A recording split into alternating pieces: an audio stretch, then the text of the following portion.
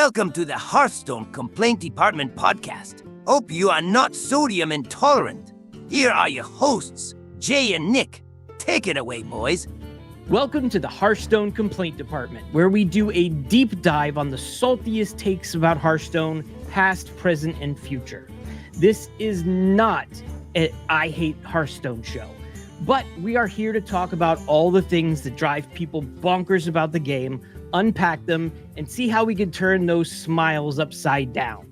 My name is Jay, and I run the YouTube channel This Week in Hearthstone, and my co-host is the one, the only Nick. Now, you may know him from his Hearthstone channel, where he goes by Flair HS. Was my opening to the podcast cheesy, Nick? Well, seeing as we're getting a little bit of cheese later on, I think it was just perfect. Oh, that's perfect. We did not set that up. We had no idea. You know, Hearthstone's not telling us any secrets right now. We saw the post today from Hearthstone's Twitter, and there was cheese on it, and there's going to be a lot of cheese, hopefully, for the rest of this episode. Nick, how are you doing? For those people that do not know you, and I'm sure there's very, very few, please let us know about your experience and fun times that you've had in Hearthstone. Yeah, I'm Flair. I have a Hearthstone YouTube channel as well. I don't even know how long ago I started playing Hearthstone. Probably, I remember being on and off as early as Goblins versus Gnomes. I know because the first card I ever unpacked was Fell Cannon, the Warlock mech.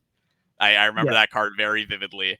I play the first real memory I have of Hearthstone is probably around Witchwood, where I really started to play. I played a lot with my friends, and I actually played collegiate for 2 semesters for my school. I'm not gonna say which one, but we did okay. We went like 4-4, but definitely lit under our expectations. But I mean, Hearthstone's pretty awesome. I think it's definitely my favorite game ever. It's everything, you know. I assume you can agree. 100%. We're gonna have conversations throughout these episodes, and we're not gonna agree on everything, but we can absolutely agree that this is my favorite game.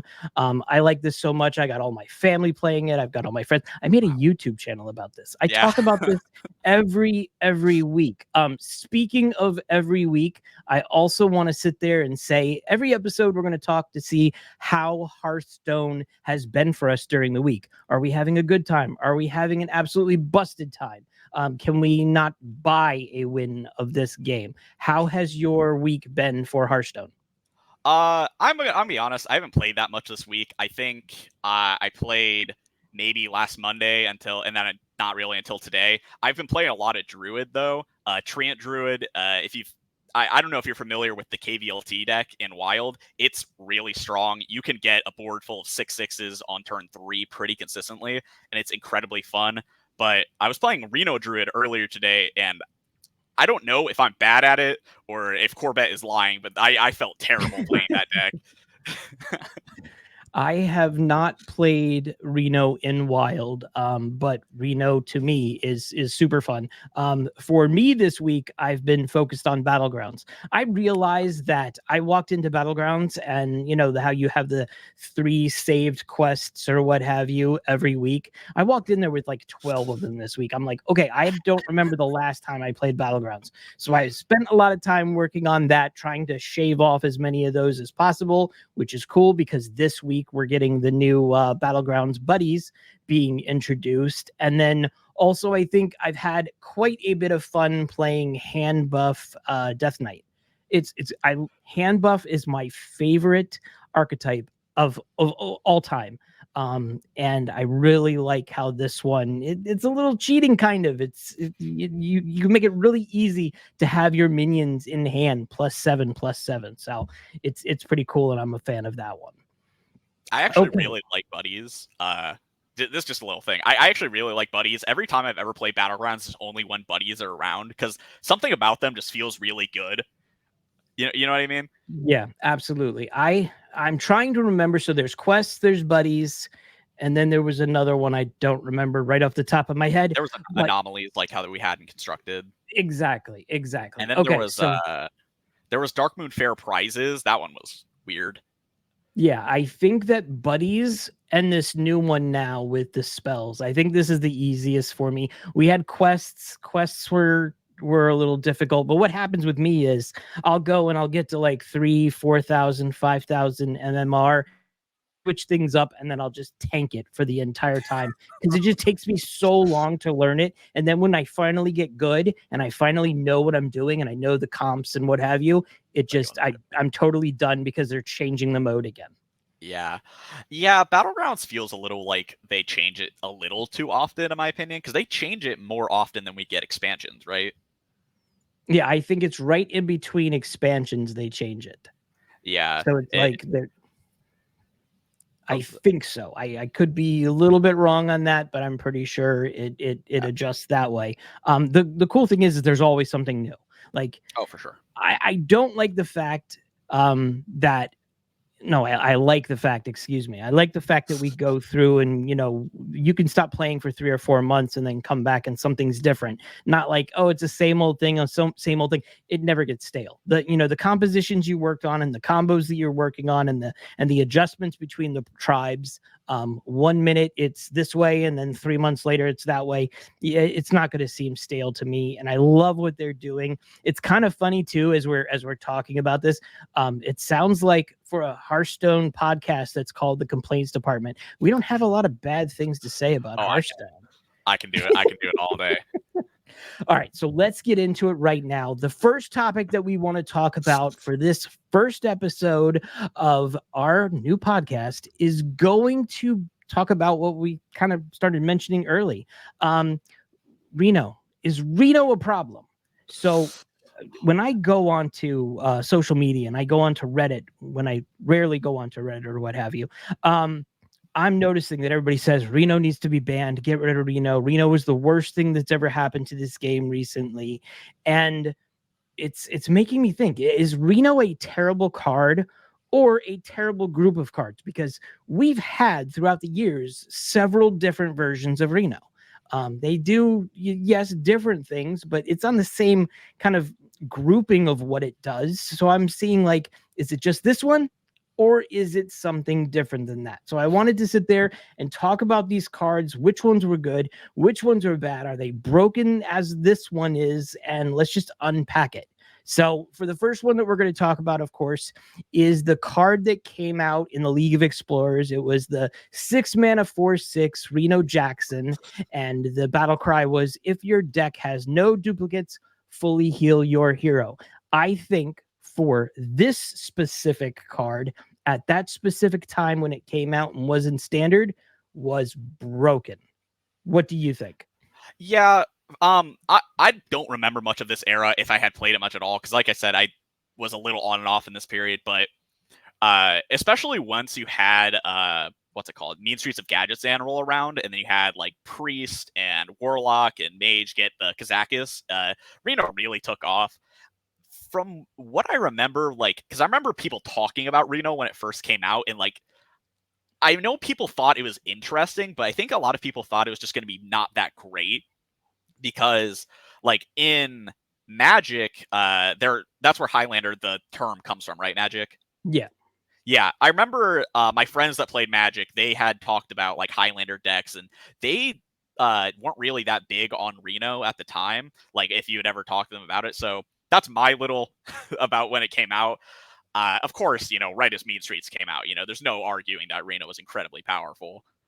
Yeah, absolutely. I mean, my biggest complaint with Reno during this time, and I remember seeing this played here and there, not as much. I was not into the game as in depth during League of Explorers, but it was so easy for you to make a deck of 30 cards, and it was so difficult playing against this to where you would chip down the damage, get the damage as low as you can go, and then because of this situation, because of this card, it was able to fully heal. And it's just you're going after your opponent doesn't have just 30 health. It now has, 50, 60 health. And back in the day, that took a long time. We didn't have these huge, crazy minions where we were doing these turn swings that were like 15 damage right at once. It didn't exist. It was more like chip damage across the board. And this it slowed it down, and it made it almost impossible in certain instances to be able to play against decks that had this card in it.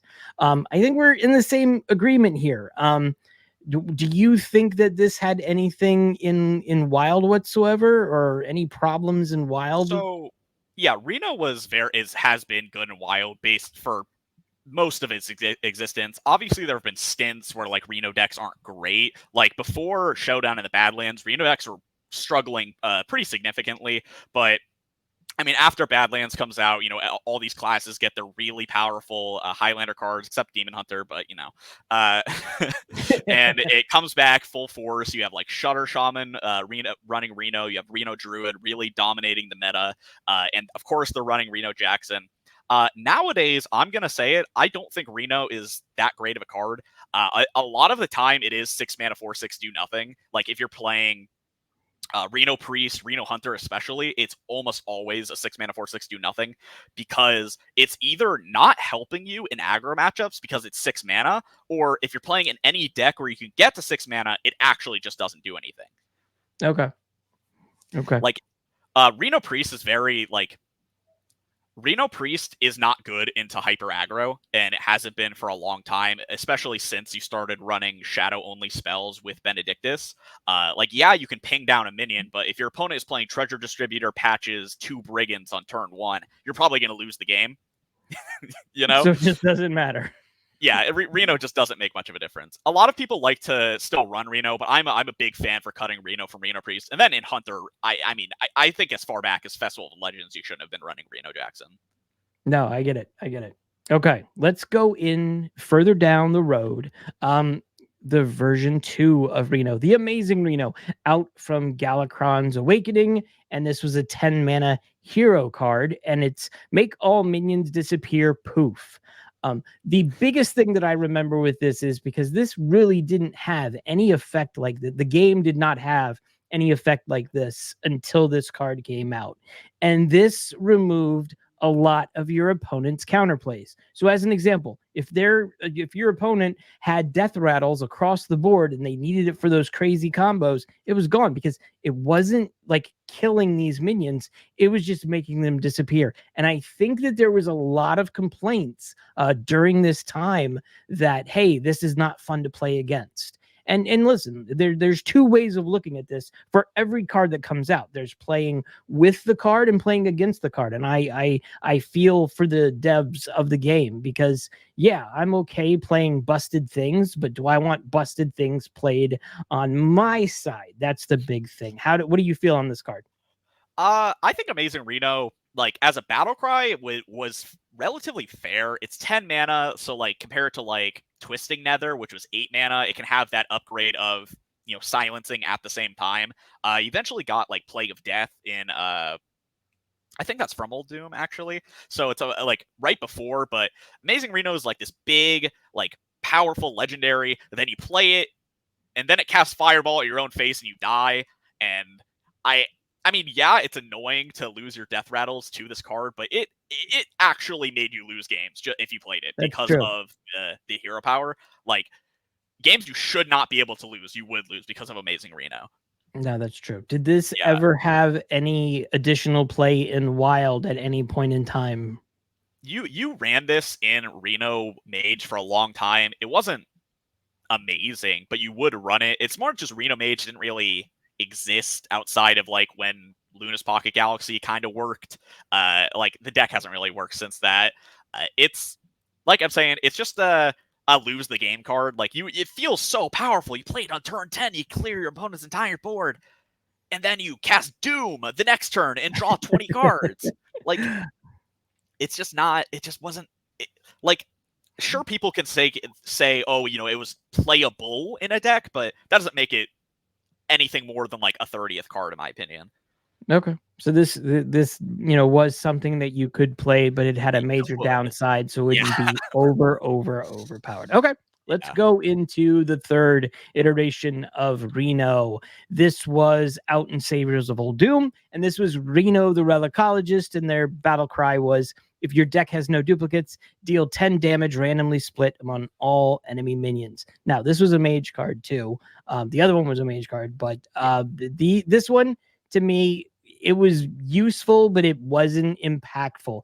I don't think this broke anything. I think this was another 10 damage that you could do. There was downside by having this card, be a mage and then also a Highlander. You had to make sure that your deck had no duplicates. What do you think? I think that it's surprisingly the second strongest of the Uldum, like late League of Explorers Highlander cards, but that's not saying much. Yeah. Elise and Finley were not very good. This card was pretty decent in Standard. I remember playing Standard during this time. It was just good. It wasn't anything crazy. Same with the Wild. Of course, like I'm saying, Reno Mage wasn't never really got support. It just stopped. They just decided, oh, we're gonna print RNG cards for Mage for 3 years straight. So like a Reno Mage is what isn't playable. So this card kind of just it wasn't bad per se. It just kind of didn't really have any support. Nowadays, even if they were to have given it support, I don't think it would make the cut in Arena Mage because dealing 10 to the board doesn't matter anymore when your opponent plays 32 health worth of cards on turn 4 if they're rogue. So no, it makes sense. Yeah. It makes sense. I'd love to be able to go further into it with this one, but I just, I'm looking at the other cards. I'm going to go back here. We're going to see this one. This one's Mage. This one's So when we're looking at this, and we're looking at the first and the fourth one as a neutral card, and then the second and the third just locked into Mage, I think that's just telling the story right there.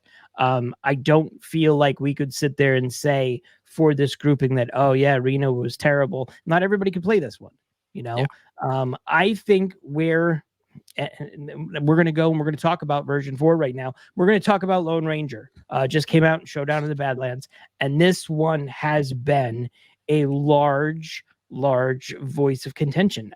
There's people that just hate this card, hate decks that are playing this card, hate people that are playing this card. So my thing is this. This is a deck that is, this is a card, excuse me, that when you play it in the deck, there are so many, the way the games are now, the way the crazy combos are now, the way the amount of damage is run, a deck like this with 29 additional cards is a little broken. I think this is a little bit more overpowered than it needs to be. It just does so much. It has upside even with the hero power changing. Regardless of what your hero power is, you've got something that should be a 3 mana hero power with what this hero power does. And yeah, maybe this one's a little bit broken. What do you think? I have a burning hatred for this card for numerous reasons.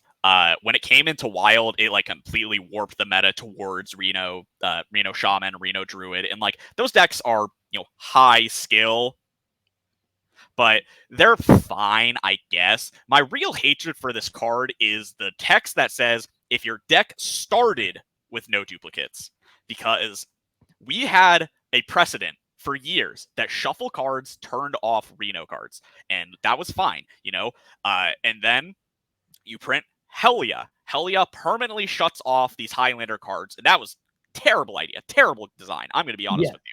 I cannot understand that one. So they change it to also with the fact that it's too strong in Warrior, because you can just draw throughout your deck. So it says if your deck started with no duplicates, and obviously also went to 9, so it got double nerfed. But the only real niche Death Knight had in Wild was the Plagues, because they are so powerful. You'd play even Death Knight with Plagues, and that was the only way you could play the class. If you play anything else, it's just bad. It's just worse than every other class and everything else. And guess what? You can't play it anymore because because of all the other changes. Yeah. The only card that gets turned off is Zephyrus, and I guess Reno, but no, I get it. You're playing most of the time. You're playing Zephyrus on turn 2 anyway to get Wild Growth, so it didn't ever. Plagues just had no more use. Yeah, that makes sense. I do not remember, and it's cool that you brought that up, because I did not remember how even more broken it became. I forgot about that, that Plague Death Knight and any other type where it was adding to your deck would mess up that. And it makes perfect sense. Why did they remove that again? I don't remember exactly. So it's because in standard, Reno Warrior was too strong, just running this and duplicates. Okay. But they could have just like worded it a little bit differently to like if your deck has and started with no duplicates, like if you add that, it would be fine. It would still have the same weaknesses. I mean, I guess if you are against Helia because they rotated out Steam Cleaner, sure, I can get that. But that's a Helia problem, not really, a shuffle problem. Okay. Do you think that this card is going to be adjusted again when it goes out? I think if this card gets changed again, it's going to be while it's in standard. I don't think it's going to get I don't think it will be reverted for wild in any way. I think that if your deck started with no duplicates thing is going to be how they're going to go with Highlander cards in the future, which is so bad. It's so bad for us as players. It makes me actually genuinely upset, though, because one patch after they did this, they released 2 bomb cards. They released Explodinator and then the 10 mana one in Warrior. So I just don't get it. I don't get it. Yeah. I want to like this more. I want to listen. I was bummed that that Bran was just recently nerfed because I was having fun playing, Reno Warrior and Reno Warrior with Bran and what have you. And this card it's a little broken. And I feel bad for playing this. Like, I mean, maybe you're not worried about it, and maybe there's other people that are listening to this are not worried about it. They don't care about their opponent or what have you. But if you're winning and you're winning because, like, listen, this is just broken. This is, you're playing against someone right now that has very little chance once certain cards come out. It's a little kind of like cheating, not really cheating, but kind of cheating.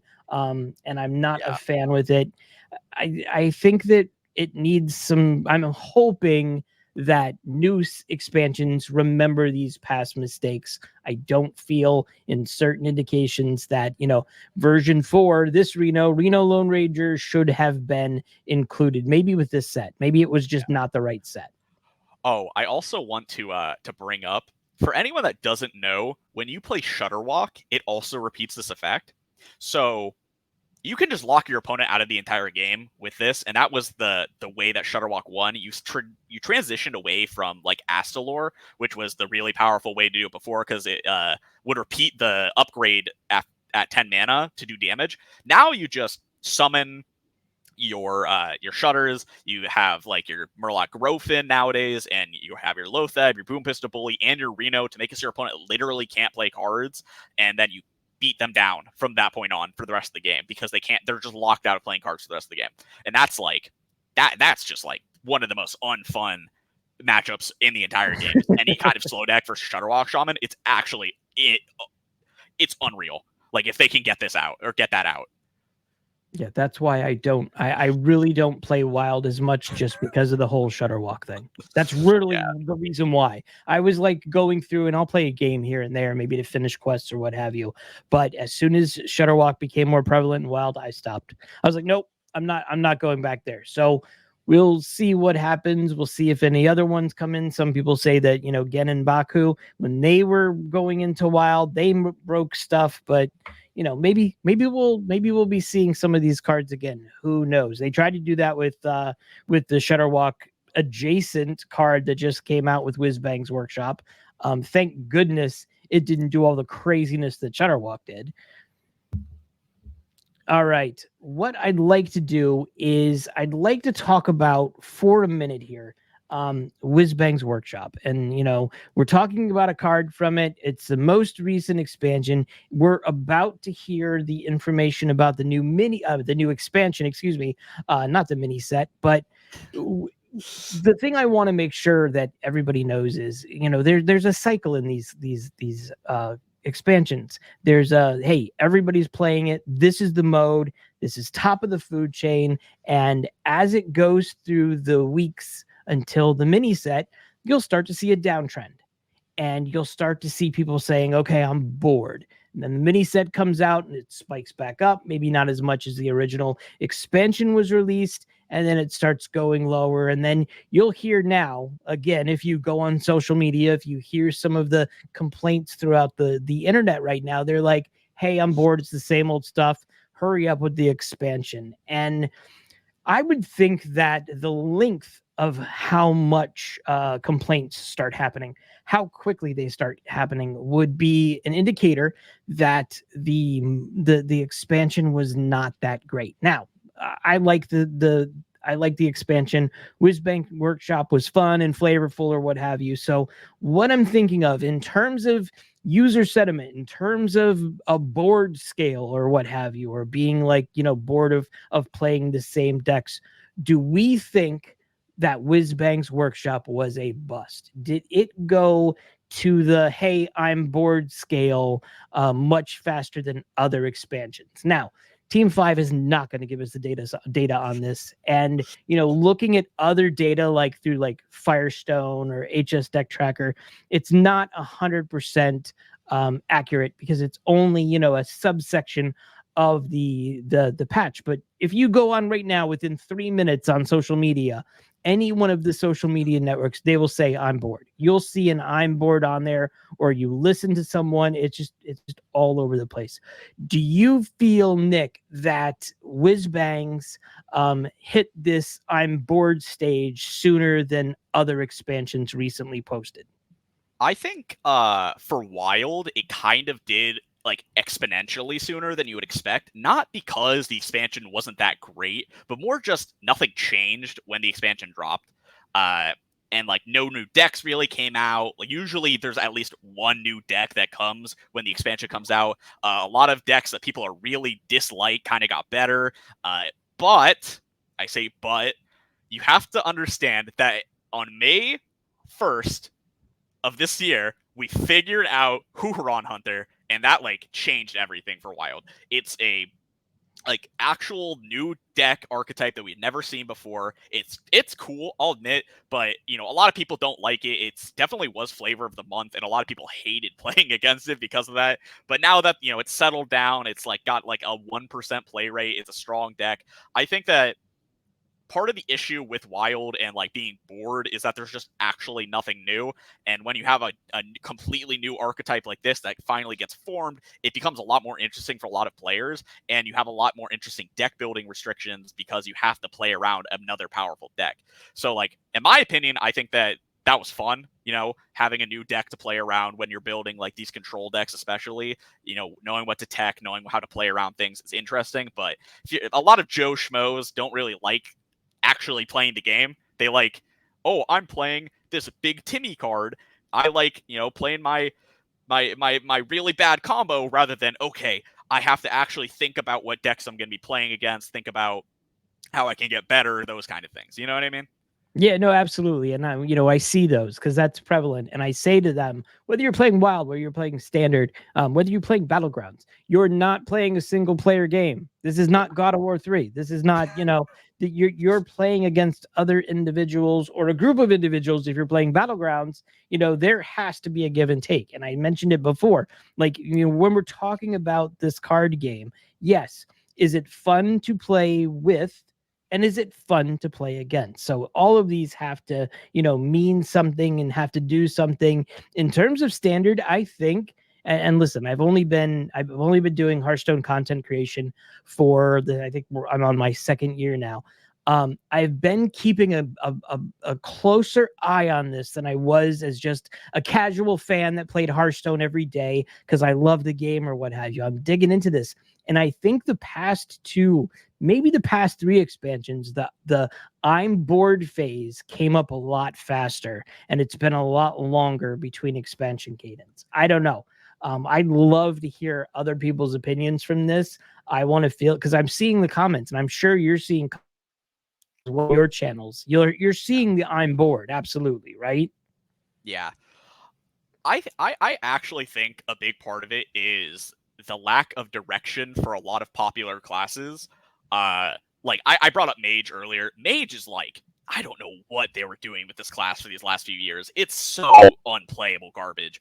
Like even as far back as Stormwind, Mage just had no real direction. Like, yeah, you had Sorcerer's Gambit, but then in Alterac, what did you have? Big Spell Mage with no big spells?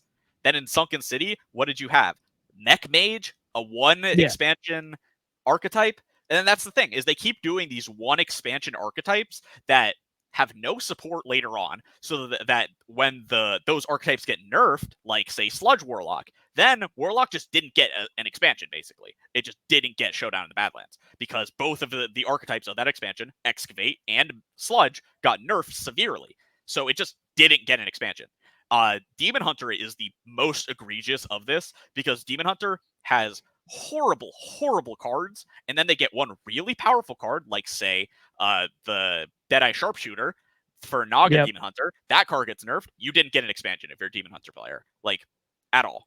And it's a problem that I think that they're trying to solve, because when you look at Wizbang's Workshop, especially, Demon Hunter got 4 different archetypes to play around. It got like Big Demon, it got this new Dormant stuff, it got Death Rattle, it got attack synergy with the Puppet, Slither Spear. So like that's a much better direction rather than just, okay, we're going to print half of the cards of this expansion around this one keyword that will never come back, and then the other half around this like stupid archetype that will never come back either way.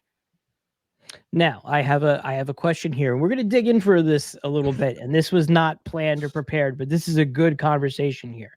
Is that because of Core Set? Because my idea is this. I'm sitting there listening to that, and you're making valid points. And the thought that I would say is, listen, I'm not a designer. There's no shot that I have any indication of being a designer, so I could be absolutely crazy. I just like to talk about Hearthstone, and I'm a moron. So look, what I would think is for every class that you're sitting there and you're putting together is the core set should be able to do multiple things well. You know, you maybe would consider that, hey, I've got some okay decks, and let's go through Mage. I can play an okay Elemental Mage deck. I could play an okay Spell Mage deck.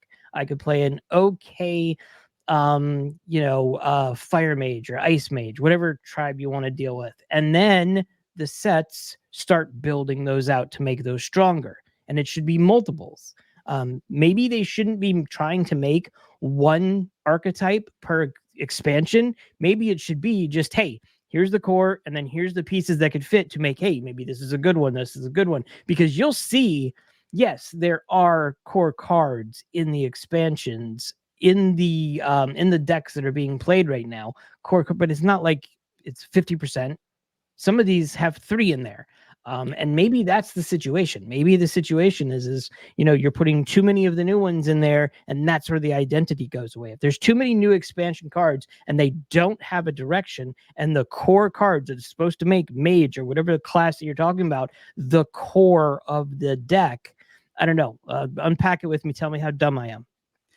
I think that core as an idea is really good. It's a free set of cards that's not the horrible classic set that literally just had no playable cards, especially after the Hall of Fame for all the really good ones.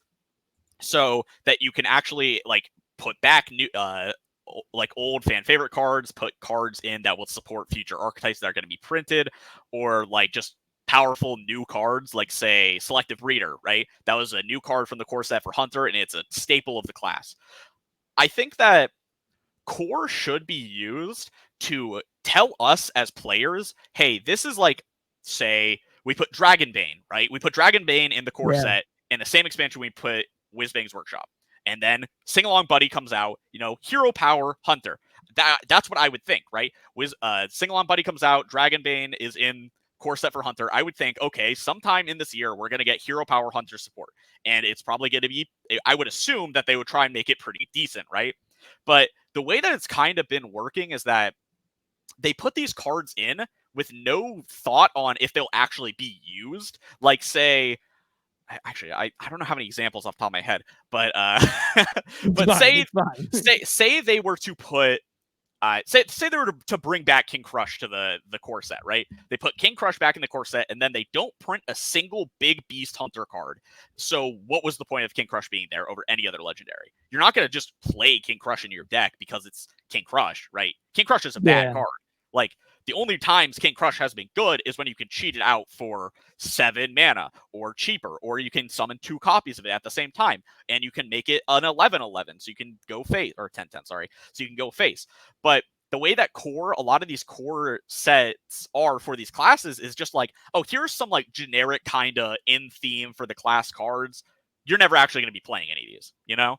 Yeah, I get it. Like, That makes sense. What is Steam Cleaner to you in Standard? Because I know you're a big fan of Steam Cleaner.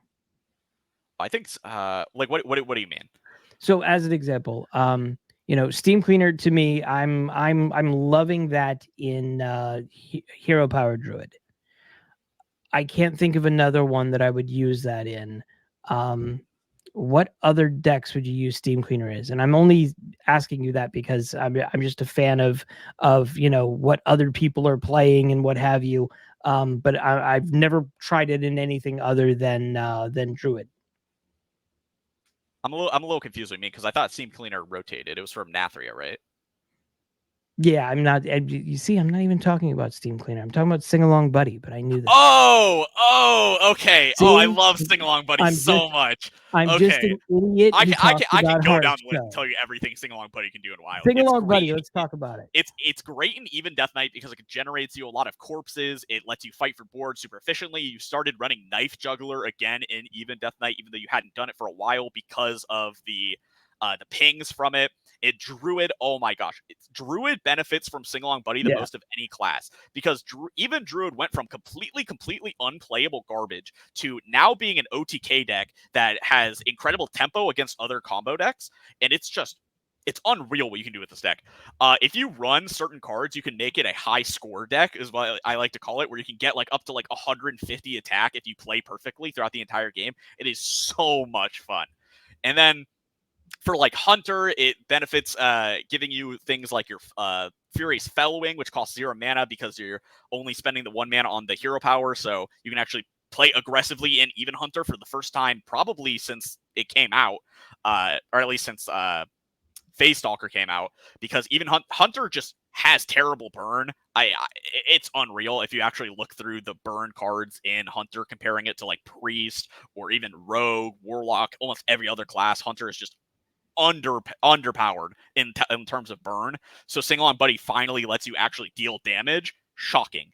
Then like what else? You have Priest. Priest can actually make pretty good use of Sing Along Buddy, and even Priest, you can buff your Radiant Light spawns to do some pretty disgusting things because Buddy counts as 2 instances of healing, which is not how he counts for other cards. He doesn't count as 2 instances of damage for the Hunter hero power, if I remember correctly, which is weird.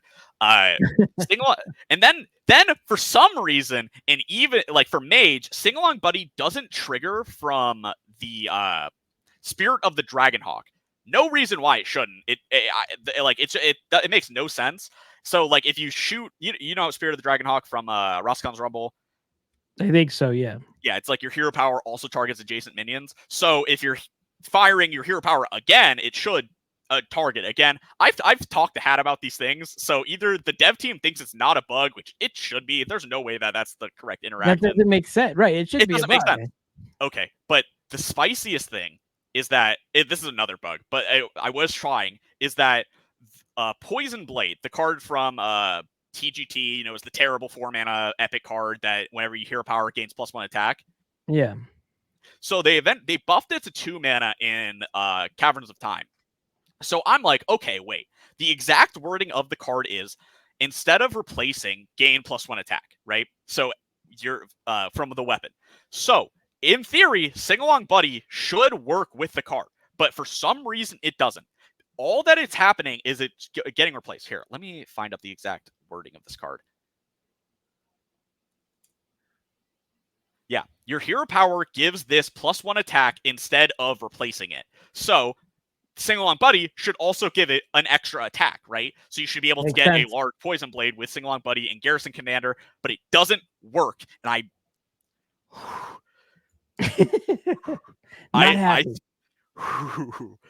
I'm so upset because I spent so long trying to build this deck and trying to get it to work, and then it took me like 3 games to even draw it, right? To even draw the combo. I play Sing Along Buddy, I press the button, and it only goes up by 1. That's not fair. That's just not It fair. doesn't replace the weapon on the second dagger trigger either. So like there's just no reason it shouldn't give the +1 attack. I need to give Sing Along Buddy a little bit more of a shot. I loved it in the hero powered druid, but I didn't see other instances. But I don't play like every single class all the time or what have you. I usually stick to 1 or 2 and then go from there. But that's really cool, all the stuff it could do. Yeah, I love this card. Steam Cleaner. I can't believe I used it. I hated that card. That card just go away. Go away. That's why you were like, what are you talking about? That card sucked anyway. Got rid of the plague. Let's see. So if you've been watching the news, listening to things on social media, or checking out a certain YouTube channel, I won't name any names here. We got something unprecedented today. And, we don't normally hear from the team or hear any type of news except for, that they're fixing a problem or what have you on a Sunday. But today, Sunday, especially on a Father's Day weekend, we got a post from Hearthstone that essentially said that we're going to hear stuff about the new expansion tomorrow, 10 a.m. Pacific time. We should find out information about it now. We've been unpacking it for a little bit. We've been seeing a lot of speculation of what this is going to be. We got the card announcement, not the card announcement, but the set refinements of what's happening, what's next for 2024. When they went over the new year. And I'm looking at this right now and I'm like, hey, this is a treasure map, or maybe there's something to do with an expedition or something like that.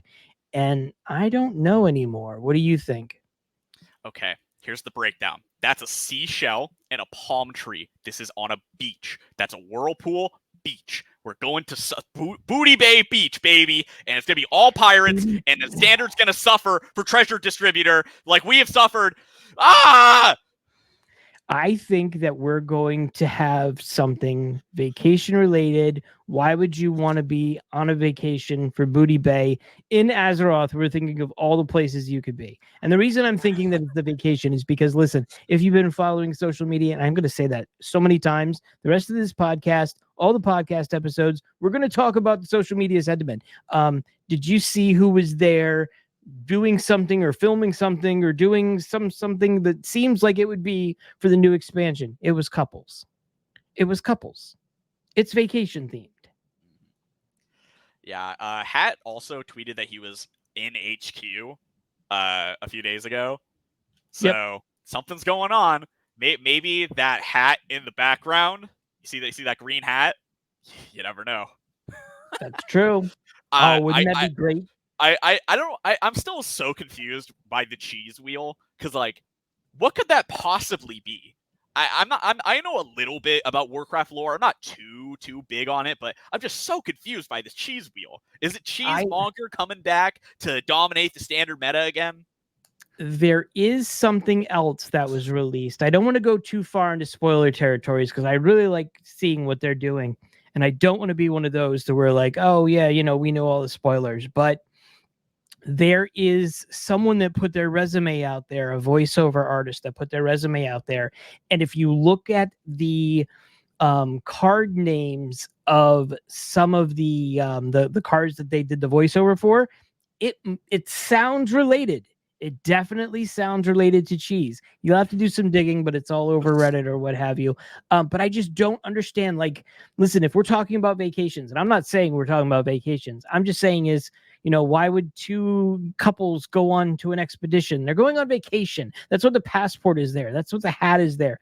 The cheese, like, you're not like, oh, let me go to this fancy place and have cheese. I don't know. Maybe it's just me. I don't understand that. I don't know. I saw a lot of people talk about like certain things about this teaser. Like it says Pip. You see that little airplane icon? Yeah, really. Next to it. Yeah, you have like Pip the Potent, Pip C. So someone, I think it was Imic even. He was like, "Oh, who's the third Pip?" And then I bet that little like card that's sticking out of the passport is what the card back is going to be for this expansion. You could be right on like that. from Yeah. the past. I mean, it looks cool. It just genuinely looks very cool. Or it's like the what is it? The pack that we like get the cards from. I don't know why we don't have those as card backs. I feel like those are so cool. Or do Those we? are very cool. That should be something that is offered in the sets when you buy the pre-order. Yeah, right? So when you're looking at that PIP, that PIP, that's usually an airport code. That's right there. Oh. So if we're looking at that, or maybe that is, talking about the expansion acronym, maybe Pirates in Paradise, but it just doesn't make sense. God, that sounds really good. I'm not gonna lie, for an expansion. Okay, name. really? Okay, because I just thought of that as I'm that looking does, at that does it. sound like an expansion name. I'm not gonna lie. So if we look at the artwork to the left of it, where they announced everything in 2024, that could mean something Pirates. Yeah. Okay. And if we look at the PIP, but that's the only real connection besides I don't know. I mean, listen, the good news is we're going to be able to hear about what's happening, because I mean, hopefully this is not an announcement of an announcement tomorrow, and we'll actually hear this, but it looks like we'll all find out, tomorrow at 10 a.m. or today at 10 a.m. whenever this is coming out. I don't even know when this is coming out yet. So I actually played World of Warcraft recently for the first time, and I remember when you go to the first mission in the Horde zone, you fly manticores to get to Zandalar. That icon on the passport kind of looks like the manticores from like the first initial thing. So I'm thinking, like, what if this is like Horde themed? I know that we haven't had like a Alliance versus Horde since Alterac Valley, but I don't think that was the worst thing ever. I thought it was kind of cool how we like got to choose a side. Of course, this is just me rambling because I noticed that while we were talking. But I think that the picking a side, Horde versus Alliance, was a cool thing in Alterac Valley. I think the main issue with Alterac Valley, of course, was United Stormwind, but that's exactly. We'll always agree about that. I think that's a Griffin, though. That's my problem. Yeah. Do you think it's a Griffin? Yeah. It kind of looks like both if you think about it, and both of those, they both use each. One uses Griffins, one uses Manticores. You never know. Yeah, so we do think that this is related to some sort of vacation, some sort of thing. Pirates in Paradise. Let's see. I don't know. Listen, hopefully this will come out by the time you've heard it, or you'll hear this by the time you heard it. Let us know your thoughts on this. We're really excited. We are wrapping up right now. I wanted to, make sure that at the end of every episode that we're going to have, even when we go to episode 700, I want to talk about something non-Hearthstone related that's driving us nuts this weekend. I have one, and then Nick, I'm going to ask you what yours. So listen, I don't know if you know this, but the weather's getting nicer out, regardless of what hemisphere you're from. And I'm on the East Coast. And what the worst thing that happens where I'm at is, as soon as Memorial Day hits, my commute just became an extra 25% stronger. Now what used to take me 3 minutes now takes me, 15 minutes or what have you. So it's a pain, even with the schools getting out and not having, any of the summer travel back and forth. It's the shore traffic. Everybody and their grandmother wants to go to the beach. And because of that, my commutes now for the next couple of months is going to be crazy, and I'm not a fan of it. Nick, your turn. Well, I'm not on the coast. I am like Eastern Standard Time, Ohio. My my big pet peeve is that every sports team that is in Ohio sucks. Just I don't know what it's about. Like, I'll try and watch baseball. The Indians suck. I'm never gonna watch the Reds. Who watches the Reds? I try to watch football. The Browns suck. Again, who's gonna watch the Bengals? I try and watch basketball. The Cavs are doing the best they've ever done since without LeBron. That's nice, but like, even my college, like, they're all so terrible. I don't understand if like there's something in the water that makes Ohio sports worse than everywhere else, but it's crazy, honestly.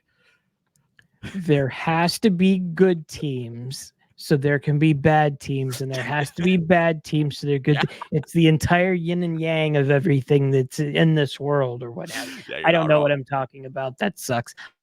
So we have a lot of teams, but listen, it depends. When you're looking at like the Yankees or something like that, you're looking at the Mets. Look at how much money the Mets threw at their team for a couple of years now, and they didn't do good. Same thing with the Yankees. You can throw money in. So I don't think it has anything to do with what's in the water or what have you. I don't think it has to do with geography. I just think it has to do with, hey, there has to be a place that has bad teams because there's a place that has good teams. And I like Ohio. Ohio rocks, man.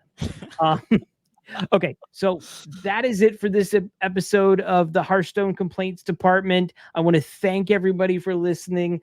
I want to hear like takes on cards, a class, a set, a specific match in the world of Hearthstone. I want to hear what you're thinking and what you're dealing with. If something's driving you nuts, I want to know about it. It might actually be played on future episodes. So go to speakpipe.com/HS complaints and just fill out the quick form. Do a little 90-second, hey, this is what's driving me nuts or grinding my gears. Or you can go ahead and leave comments on this episode of what's driving you nuts. Tell us how we did. I know that I'm an idiot. I know that Nick is not an idiot, and he's really good at this.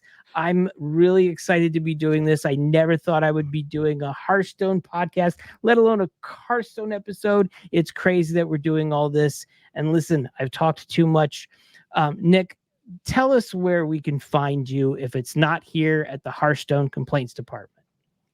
Yeah, my Twitter, YouTube are all up there. I have a Discord that you can find through all my like videos and stuff like that. I'm pretty active in there. It's relatively active. Honestly, if you know who Schmoopy Daddy is, I'm in that Discord a lot too. That guy's great. He has a lot of complaints about this game as well. Definitely not as a toxic way as me, but he definitely has some ideas about this game too. But yeah, like I'm very active on Twitter as well. I will argue with anyone about anything at this point. It's just fun for me. I have a love for the game. I rage bait on Twitter, not with the check mark. I do it for fun. All right, that's it for this week. We do not have a tagline yet, but if we did, it would be right here. See you next week.